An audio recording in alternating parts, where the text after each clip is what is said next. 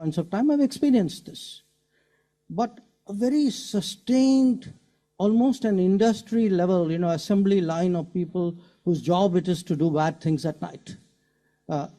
To produce this with the intent of pressurizing your neighbor becomes a real challenge. आपके जो हालात हैं, आपको इस वक्त दुनिया के अंदर जिस तरीके से आपके पासपोर्ट को लीस्ट प्रायोरिटी के ऊपर रखा जाता है किसी भी मुल्क में जाने के लिए, आपका बिजनेसमैन वहाँ ट्रैवल नहीं कर सकता कि वो वहाँ ट्रैवल करके जाए, अपनी प्रोडक्ट्स को शोकेस करे या 10 चीज़ें करे। ठीक है, अगर इंडिया के साथ हमारी दुश्मनी खत्म हो जाएगी, एक इशू सॉल्व हो जाएगा, ठीक है, तो फिर फौज को पैसे कहाँ से मिलेंगे? तो डार साहब कह रहे हैं कि इंडिया से कारोबार करना है, अब हमारा कारोबार का दिल कर पड़ा है।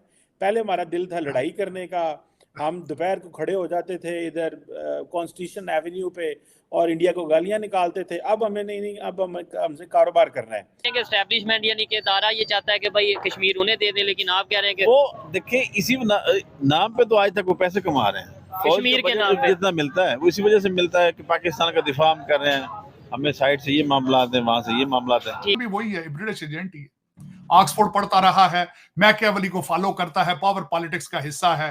आज पूरे पाकिस्तान को उसने शुभ शुभ पाकिस्तान बना दिया, शुभ मंत्र कर रहा है, जादू कर रहा है, काले जादू से एटॉमिक पावर को चला रहा है, बकरों से चला रहा है।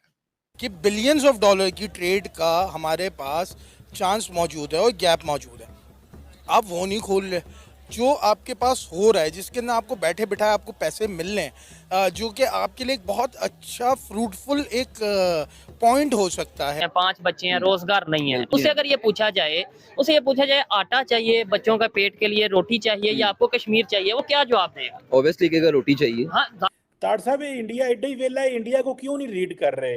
जरा इसको भी बताओ। जय हिंद दोस्तों, हिंदुस्तान वाला में स्वागत है। दोस्तों आपको बता दें कि पाकिस्तान के फॉरेन मिनिस्टर ने जो है भारत से व्यापार बहाल करने की जो है वो बात कर रहे थे, लेकिन उसके जवाब में जो है अपने फॉरेन मिनिस्टर भारत के जयशंकर साहब ने भी बहुत ही बड़ा बयान दे दिया, जिसको सुनकर पूरे पाकिस्तान के लोग हैरान भी हैं। और उनका ये भी कहना है कि पहले तो पाकिस्तान से आतंकवादी ख़त्म हो तो जो है व्यापार के बहाल के बारे में थोड़ी बहुत सोचा भी जा सकता है। अभी फ़िलहाल कोई प्रकार का डिसीजन नहीं लिया जा सकता है पाकिस्तान के प्रति, क्योंकि पाकिस्तान एक दहशतगर्द देश है, आतंकवाद को अपना देता है।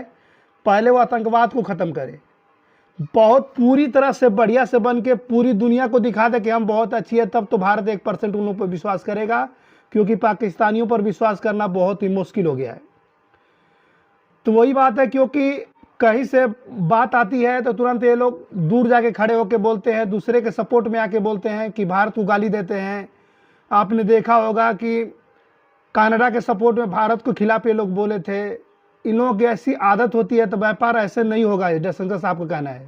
तो बात बताएं, ये क्या है जिसे कहते हैं ना कि रात को कुछ और होते हैं, सुबह कुछ और होते हैं। सागदार साहब ने बोला कि हम इंडिया के साथ ट्रेड करना चाहते हैं, लेकिन उसी इंडिया के साथ 5 साल हमने कश्मीर के नाम पे ट्रेड बंद रखी। आज क्या हम कश्मीर देने के लिए रेडी हो चुके हैं? विंस्टन चर्चिल याद आया, उसने कहा था ये कौम अभी अपने आप को गवर्न करने की सलाहियत नहीं रखती, 50 साल अभी मजीद इनको बड़ी आसानी से रूल किया जा सकता है। मेरा ख्याल पाकिस्तान पे तो बिल्कुल फिट पड़ता है। आज भी आप ब्रिटिश एजेंटों के जरिए चल रहे हैं कि जिसके जरिए आप पाकिस्तान के कर्जों को भी आप उतार दें और दूसरे मामलात भी आपके बेहतर हों, यानी कि आपको एक अर्निंग अच्छी मिल जाए, आप उसे भी रोक लें। एजेंट ही ऑक्सफोर्ड पढ़ता रहा है, मैकियावेली को फॉलो करता है, पावर पॉलिटिक्स का हिस्सा है। आज पूरे पाकिस्तान को उसने शुभ शुभ पाकिस्तान बना दिया, शुभ मंत्र कर रहा है, जादू कर रहा है, काले जादू से एटॉमिक पावर को चला रहा है, बकरों से चला रहा है। तो ये ब्रिटिश एजेंट ही कर रहे हैं सारे। दूसरे मैंने आपको कहा था सीएसएस के अफसरान, जूनियर ब्रिटिश एजेंट्स, वो तैयार हो रहे हैं चीजन से। मुझे दुख हुआ आज, मुझे सबसे पहले तो विंस्टन चर्चिल याद आया। दूसरा लफ्ज जो मुझे दूसरा शख्स मेरे दिल में आ जाया जो जहन में, वो लेफ्टिनेंट जनरल सुलेमान गनी थे, जो कोर कमांडर थे कि जिन्होंने पीटीआई के लौंडे लपाड़ों को कहा था कि अंदर आ जाओ भाई, आओ बैठो चाय शाय पियो। उसकी रिश्तेदारियां आज नजर आई हैं, किस तरीके से उस बंदे की चीफ जस्टिस के साथ बंदियाल से भी रिश्तेदारी थी, फिर उसका एक एलडीए का करप्ट अफसर था उसके साथ भी रिश्तेदारी थी। और फिर मैंने इस केस को पूरा आज पढ़ा है कि ये केस एक दिन का नहीं है। आज सारी अखबारें, सारे चैनल आप इस पे तबसरे कर रहे हैं और बार बार ये कह रहे हैं। लोगों ने आहद चीमा का भी आज लिया है, कमेंट लिए उसने कहा जी परमानेंट हम बनाना चाहते थे कि बच्चों को छुट्टियां दी जाएं, सीएसएस अफसरान के बच्चों को अकोमोडेट करने के लिए परमानेंट पॉलिसी हम चाहते थे, अब उन्होंने बना दी है 3 साल की छुट्टी। चीमा साहब 2022 से ये केस शुरू हुआ था। चीमा साहब की मिसेज भी सीएसएस अफसर है, जो कि कानून मोरालिटी से अबव है। उन पे किसी कानून, किसी पॉलिसी का इतलाक उन पे नहीं होता। तो आज एक बेहतरीन मिसाल है, पाकिस्तान की तबाही की सारी वजूहात इस केस के अंदर मौजूद हैं। लेफ्टिनेंट जनरल सुलेमान गनी के कनेक्शन और उसकी फैमिली और सारी जो शादियां, मैं हमेशा ये कहता हूं चौधरी साहब, ये गेम साले और बैनोई की गेम है। ये पाकिस्तान की तबाही सालियां ते भड़ूजिया ने लियांदी जे, घेरे पाले in Pakistan, deep rooted cancer in Pakistan. Management का हम वो चला ही नहीं सकते, सलाहियत ही नहीं है, ठीक क्योंकि है। सिफारिश कल्चर है, रिश्वत हो रही है। आप छोटा सा एक बिजनेस करके देख लें, 80 महकमे आ जाएंगे आपके पास कि हमें जी पैसे दें, कि हमें आप ये दें, ये सफाई का दें, इसका दें, उसका दें, बिजनेसमैन तो भाग जाएगा। ठीक हो गया। ठीक है, फिर टैक्स वाले आ जाएंगे, टैक्स दें, तो बिजनेस तो है ही नहीं ना। और ऐसी सूरत हाल में हम इंटरनेशनल लेवल पे कैसे कम्पीट कर सकते हैं? वैसे हम कहते हैं हमने मुकाबला करना है जी इंडिया का, हमने मुकाबला करना है जी अपना दुनिया के दूसरे कंट्रीज का, लेकिन वहाँ पे जब हम बिजनेस की जो रिक्वायरमेंट्स हैं और जो खासतौर पे फैसिलिटीज दी जाती हैं वो देखें तो बड़ा फर्क नजर आता है। सिंपल आप देखें, जो गैस के और बिजली के रेट हैं, तो हम एक छोटी सी जो प्रोडक्ट बनाना चाहें उसके कॉस्ट इतनी है, हम कम्पीट ही नहीं कर सकते पूरी दुनिया से। ठीक है। चाइना से नहीं कम्पीट कर सकते, इंडिया से नहीं कम्पीट करते। इंडिया जो है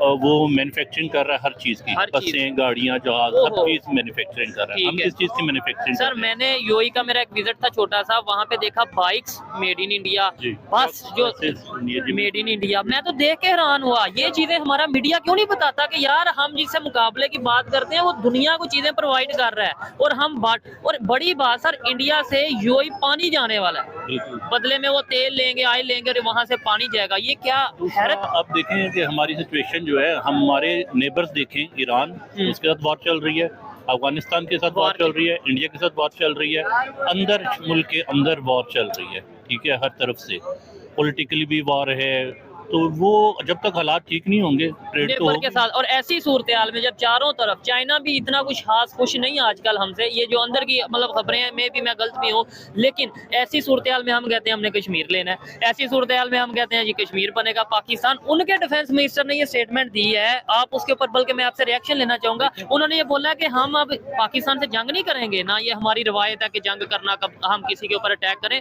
ये पाकिस्तान साइड कश्मीर एक टाइम आएगा खुद कहेगा कि हमने इंडिया से कह रहे, देखें पता नहीं अब ये कैंसर का इलाज इस वक्त हमारे मिलिट्री चीफ के पास ये है या नहीं है, सलाहियत रखते हैं कि नहीं रखते वो, या इसमें काजी फैज ईसा वो उतने बेहतरीन ट्रेंड सर्जन हैं या नहीं है, ये मैं इस चीज का नहीं कह सकता। लेकिन ये दो पर्सनैलिटीज इस वक्त पाकिस्तान में अगर इस चीज का इलाज करने की सलाहियत रखते हो, सिर्फ ये दो शख्स है। दूसरे सब के सब जो है, ना तो उनके पास पावर है ना विल है, और वो इस कैंसर का हिस्सा है, इस बीमारी का हिस्सा है वो। तीसरा, मुझे आज शर्मिंदगी हुई है, आज खासकर मैंने इस चीज का नाम नहीं लेना था, नाउजुबिल्लाह, मुझे लेना भी नहीं चाहिए, क्योंकि पाकिस्तान के लोग सुधरेंगे नहीं। अभी आपको मालूम होगा जिस समय कनाडा का और भारत का विवाद चल रहा था, उस समय जो है पाकिस्तान के बिलावल भुट्टो, पहले के फॉरेन मिनिस्टर रह चुके हैं, बिलावल भुट्टो ने बहुत ही बड़ा स्टेटमेंट जारी किया था उस समय भारत के खिलाफ। उसने जो है कनाडा का समर्थन किया था। आपको मालूम होगा हर एक चीज में कहीं भी कोई बात आती है तो किसी का भी सपोर्ट लेने लगते हैं पाकिस्तान के लोग। आतंकवाद में नंबर 1 पे है। अब बोल रहे हैं कि हम किसी प्रकार का आतंकवाद को जो है वो बात नहीं करेंगे, आतंकवाद नहीं करेंगे बिल्कुल भी, जो है अब हम लड़ाई नहीं करना चाहते हैं, अब जो है अब व्यापार करना चाहते हैं। इस तरह की बातें जो है वो पाकिस्तान के फॉरेन मिनिस्टर जो है वित्त मंत्री, उनका बयान आ रहा है कि हम भारत से जो है व्यापार को बहाल करना चाहता है, जिससे पाकिस्तान की कंडीशन को सुधारा जा सके। क्योंकि आपको मालूम होगा कि पाकिस्तान में नई सरकार नवाज शरीफ को आने के बावजूद भी जो है वहाँ पे किसी प्रकार का सहूलियत जो है वो अभी तक मिला नहीं है।